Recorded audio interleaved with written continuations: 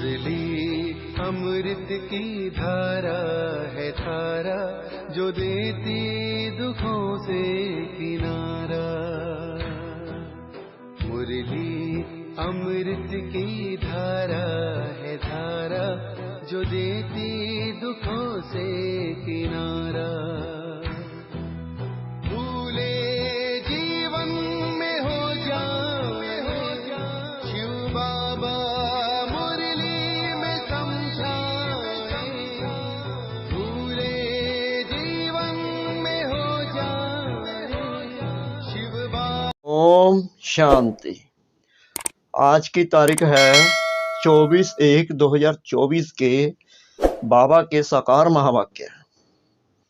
मीठे बच्चे, आत्म अभिमानी बनने की प्रैक्टिस करो तो विकारी ख्यालात उड़ जाएंगे। बाप की याद रहेगी, आत्मा सतो प्रधान बन जाएगी। बाबा ने प्रश्न पूछा, मनुष्यों को दुनिया में किस रास्ते का बिल्कुल ही पता नहीं है। बाबा ने उत्तर दिया, बाप से मिलने व जीवन मुक्ति प्राप्त करने के रास्ते का किसको भी पता नहीं है। सिर्फ शांति शांति करते रहते हैं, कॉन्फ्रेंस करते रहते, जानते नहीं कि विश्व में शांति कब थी और कैसे हुई। तुम पूछ सकते हो कि आपने विश्व में शांति देखी है? शांति कैसे होती है? विश्व में शांति तो बाप द्वारा स्थापन हो रही है, तुम आकर समझो। ओम शांति। रूहानी बाप बैठ रूहानी बच्चों को समझाते हैं, पहले पहले तो यह दृष्टि पक्की करो कि हम आत्मा हैं, हम भाई भाई को देखते हैं। जैसे बाप कहते हैं, मैं बच्चों यानी आत्माओं को देखता हूँ। आत्मा ही शरीर की कर्मेंद्रियों द्वारा सुनती है, बोलती है। आत्मा का तख्त है भ्रकुटी, तो बाप आत्माओं को देखते हैं। ये भाई भी अपने भाइयों को देखते हैं। तुमको भी भाइयों को देखना है। पहले ये दृष्टि पक्की चाहिए, फिर क्रिमिनल ख्यालात बंद हो जाएंगे। जब हम एक दूसरे को आत्मा समझेंगे, खुद को आत्मा समझेंगे, तो बेकार की दृष्टि आएगी ही नहीं। यह आदत पड़ जाएगी। आत्मा ही सुनती है, आत्मा ही चुरपुर करती है। यह दृष्टि पक्की होने से और ख्याल सब उड़ जाएंगे। यह है नंबर 1 सब्जेक्ट। इसमें देवी गुण भी ऑटोमेटिकली धारण होते रहेंगे। कर्मेंद्रियां चलायमान देह अभिमान में आने से ही होती हैं। जब हम अपने आप को आत्मा नहीं समझते, देहभान में आ जाते हैं, तभी हमारी कर्मेंद्रियां हमारे हाथों से निकल जाती हैं। देही अभिमानी बनने की बहुत कोशिश करो तो तुम्हारे में ताकत आएगी। सर्वशक्तिमान बाप की ताकत से ही आत्मा सतो प्रधान बनती है। बाप तो है ही सतो प्रधान। तो पहले पहले ये दृष्टि पक्की हो, तब समझे कि हम आत्म अभिमानी हैं।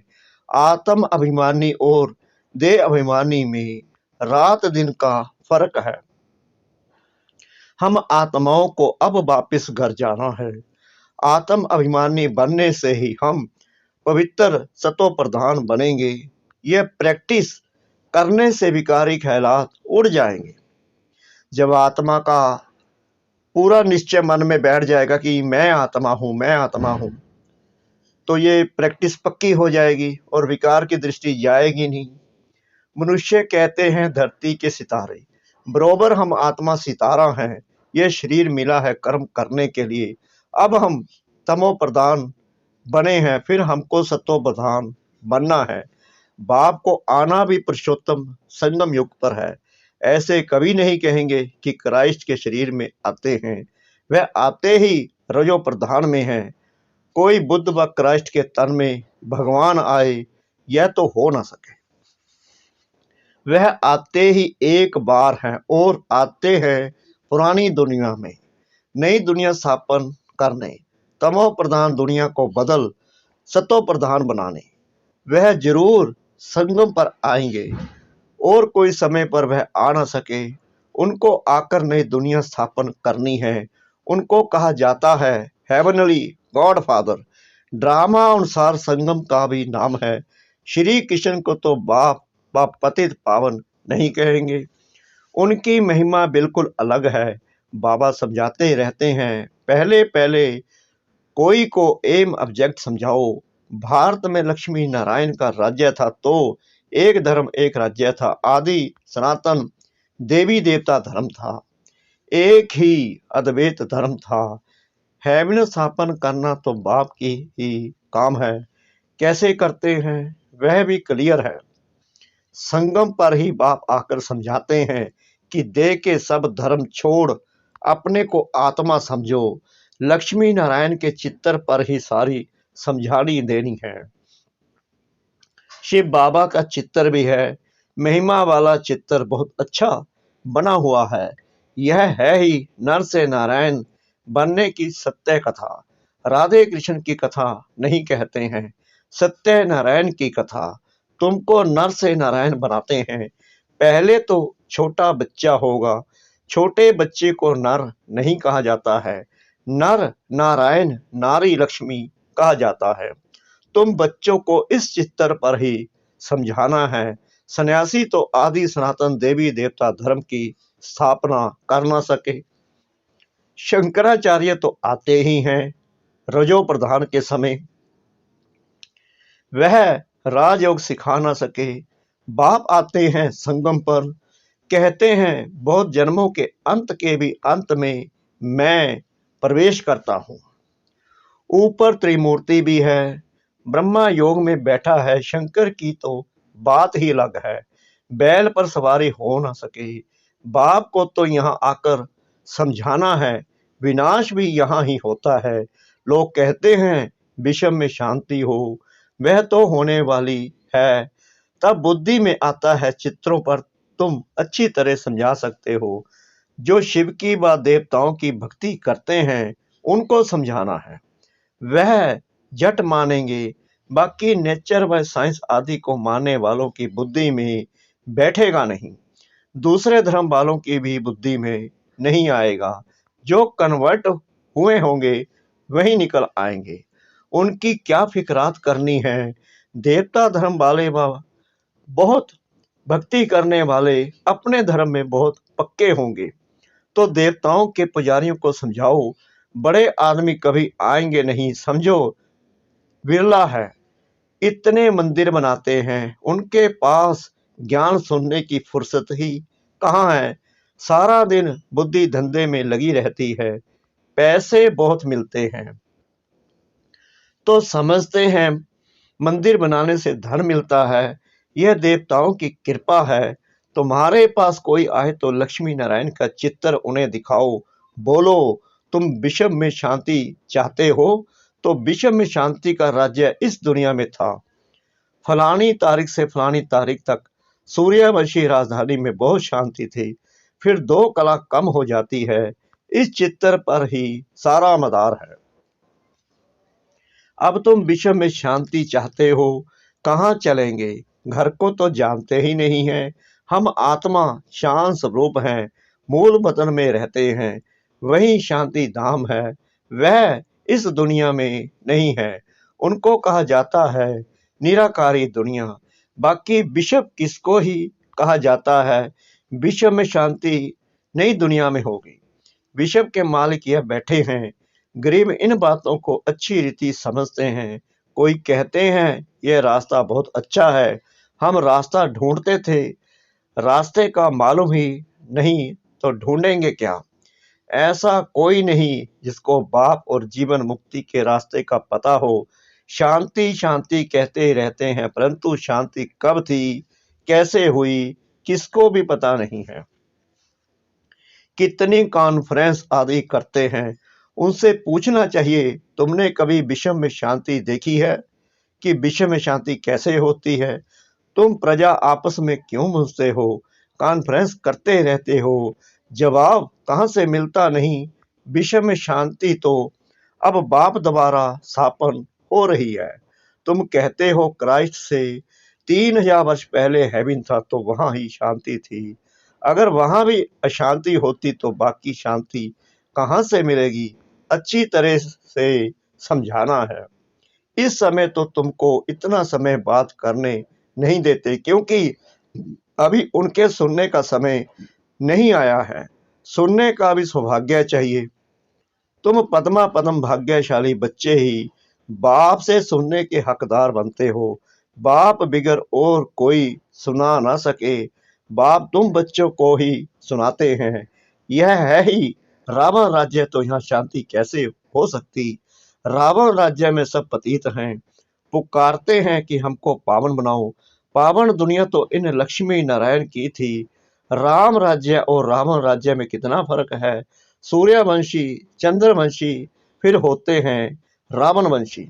इस समय है कलयुग, रावण संप्रदाय। बड़े बड़े लोग भी एक दो को गुर गुर करते रहते हैं। बहुत अहंकार है कि मैं फलाना हूं, तो इस लक्ष्मी नारायण के चित्तर पर समझाना बहुत सहज है। बोलो, इनके राज्य में ही विश्व में शांति थी, कोई और धर्म नहीं था। विश्व में शांति सो तो यहाँ ही होती है, तो मुख्य यह चित्र है। बाकी ढेर चित्रों पर समझाने से मनुष्यों के ख्यालात और तरफ चले जाते हैं। जो समझा है वह भी भूल जाता है। तब कहा जाता है टू मैनी कुक्स। बहुत चित्र होते हैं और हंसी कुंडी के मॉडल अथवा डायलॉग आदि होते हैं, तो मूल बात बुद्धि से निकल जाती है। कोई विरला ही समझ पाते हैं कि बाप यह स्थापना कर रहे हैं। 84 जन्म भी इसके लिए ही हैं। दिखाएंगे जरूर एक का, सबको कैसे रखेंगे। शास्त्रों में भी एक अर्जुन का नाम रखा है ना। स्कूल में मास्टर एक को थोड़ी पढ़ाएंगे, यह भी स्कूल है। यह तुम्हारे बैच भी बहुत काम कर सकते हैं। यह सबसे अच्छा है। पहले शिव बाबा के चित्र के सामने लाना चाहिए और फिर लक्ष्मी नारायण के चित्र के आगे। तुम शांति मांगते हो, वह कल्प कल्प बाप द्वारा ही स्थापन होती है। तुम इस चक्कर को जान गए हो। पहले तुम भी तुच्छ बुद्धि थे, अब बाप स्वच्छ बुद्धि बनाते हैं। लिखना चाहिए, सिवाय परमपिता परमात्मा के कोई भी किसकी सदगति कर नहीं सकते, विश्व में शांति कर नहीं सकते। बाप ही सब कुछ कर रहे हैं, याद भी उनको ही करते हैं। मुख्य चित्तर यह दोनों हैं, इससे हिलना नहीं चाहिए। जब तक पूरा ना समझे, यह नहीं समझा तो कुछ भी नहीं समझा। टाइम वेस्ट हो जाता है। देखो, बुद्धि में नहीं बैठता तो चला देना चाहिए। इसमें समझाने वाले बहुत अच्छे चाहिए। अगर माता हो तो बहुत अच्छा, इसमें कोई नाराज नहीं होगा। यह तो सब जानते हैं कि कौन कौन समझाने में तीखे हैं। मोहिनी है, मनोहर है, गीता है, बहुत अच्छे अच्छे बच्चे हैं। तो पहले लक्ष्मी नारायण के चित्तर पर एकदम पक्का कराना चाहिए। बोलो, इन बातों को अच्छी रीति समझो, तब शांति की दुनिया में जा सकेंगे। मुक्ति जीवन मुक्ति दोनों ही मिल जाएंगी। मुक्ति में तो सब जाएंगे, फिर आएंगे नंबर बार पाठ बजाने। समझाना भी भवके से है। नंबर 1 यह चित्र है। विश्व में शांति के मालिक यही थे। यह बातें समझदार की बुद्धि में बैठती हैं। भल अच्छा अच्छा कहते हैं, पाँव में गिरते हैं, परंतु बाप को थोड़ी जाना। उनको भी माया छोड़ती नहीं है। बाप जो इतना ऊंचा बनाते हैं, उनको तो कितना याद करना चाहिए। इसलिए बाप कहते हैं, मुझे याद करो तो तुम्हारे पाप कट जाएंगे, सतो प्रधान बन जाएंगे। यहाँ अंदर आने से खुशी में रोमांच खड़े हो जाने चाहिए। मैं यह बनता हूँ, मैं अंदर यानी हिस्ट्री हॉल में आता हूँ और इन लक्ष्मी नारायण को देखता हूँ। सामने लक्ष्मी नारायण की ट्रांसलाइट रखी है, इन्हें देखकर बड़ा खुश होता हूँ। ओहो, बाबा हमको यह बनाते हैं, वाह बाबा वाह। लोके घर में किसका बाप बड़े मर्तबे पर होता है तो बच्चों को खुशी होती है। मेरा बाप वजीर है। तुमको कितनी खुशी होनी चाहिए कि बाप हमको यह बनाते हैं, परंतु माया भुला देती है, बड़ा सामना करती है। तुम बच्चों को बहुत खुशी रहनी चाहिए, देवी गुण भी धारण करने चाहिए। आत्म अभिमानी भव, भाई भाई को देखो तो स्त्री को भी आत्मा के रूप में ही देखेंगे। क्रिमिनल आई होगी नहीं। मनसा तूफान तब आते हैं जब तुम भाई भाई की दृष्टि से नहीं देखते हो। इसमें बड़ी मेहनत है, प्रैक्टिस अच्छी चाहिए। आत्म अभिमानी बनना है। कर्मातीत अवस्था तो पिछाड़ी में ही होगी। सर्विस करने वाले बच्चे ही बाप के दिल पर चढ़ सकते हैं, पर देरी से आते हैं वह भी गैलप कर सकते हैं, तीखे जा सकते हैं। तुम बच्चों ने पहले की हिस्ट्री तो सुनी है कि इन्होंने घर बार कैसे छोड़ा, रात रात में भागे, फिर इतने बच्चों को पाला। इसको कहा जाता है भट्टी। फिर भट्टी से नंबर बाहर निकले। यह तो वंडर है जो बाबा तुमको वंडरफुल स्वर्ग का मालिक बनाते हैं। गॉड फादर तुमको पढ़ाते हैं। कितना साधारण है, कितना रोज रोज बच्चों को समझाते रहते हैं और बच्चों को कहते हैं नमस्ते। बच्चे तुम मेरे से भी ऊंचे जाते हो। तुम ही कंगाल से डबल सिरताज बिशप के मालिक बनते हो। तो बाप बड़ी रुचि से आते हैं, अनगिनत बार आए होंगे। आज तुम मुझ राम से राज्य लेते हो, फिर रावण से तुम राज्य हराते हो। यह खेल है। अच्छा, मीठे मीठे लक्की सितारों प्रति माता पिता बाप दादा का याद प्यार और गुड मॉर्निंग। रूहानी बाप की रूहानी बच्चों को नमस्ते। हम रूहानी बच्चों की रूहानी बाप दादा को श्रद्धा भरी प्रेम भरी नमस्ते।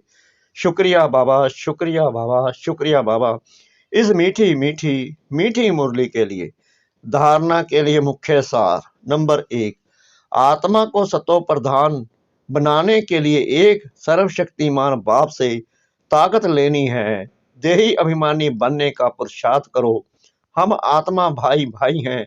यह प्रैक्टिस निरंतर करते रहो। नंबर 2, बाप और लक्ष्य यानी लक्ष्मी नारायण के चित्र पर रेख को विस्तार से समझाओ। बाकी बातों में टाइम वेस्ट मत करो। मुरली का वरदान। धरनी नब्ज और समय को देख सत्य ज्ञान को प्रत्यक्ष करने वाले नॉलेजफुल भव। बाप का यह नया ज्ञान सत्य ज्ञान है। इस नए ज्ञान से ही नई दुनिया स्थापन होती है। यह अथॉरिटी और नशा स्वरूप में इमर्ज हो, लेकिन इसका अर्थ यह नहीं कि आते ही किसी को नए ज्ञान की नई बातें सुनाकर मुंझा दो। धरनी नब्ज और समय सब देख करके ज्ञान देना, यह नॉलेजफुल की निशानी है। आत्मा की इच्छा देखो, नब्ज देखो, धरनी बनाओ, लेकिन अंदर सत्यता के निर्भयता की शक्ति जरूर हो, तब सत्य ज्ञान को प्रत्यक्ष कर सकेंगे। स्लोगन। मेरा कहना माना छोटी बात को बड़ी बनाना, तेरा कहना माना पहाड़ जैसी बात को रूई बना देना। मेरा कहना माना छोटी बात को बड़ी बनाना, तेरा कहना माना पहाड़ जैसी बात को रूई बना देना। अव्यक्त साइलेंस द्वारा डबल लाइट फरिश्ता स्थिति का अनुभव करो। जिम्मेवारी को निभाना यह भी आवश्यक है, लेकिन जितनी बड़ी जिम्मेवारी उतना ही डबल लाइट। जिम्मेवारी निभाते हुए जिम्मेवारी के बोझ से न्यारे रहो। इसको कहते हैं बाप का प्यारा। घबराओ नहीं, क्या करूं, बहुत जिम्मेवारी है, यह करूं व नहीं, यह तो बड़ा मुश्किल है, यह महसूसता अर्थात बोझ है। डबल लाइट अर्थात इससे भी न्यारा। कोई भी जिम्मेवारी के कर्म की हलचल का बोझ ना हो। ओम शांति।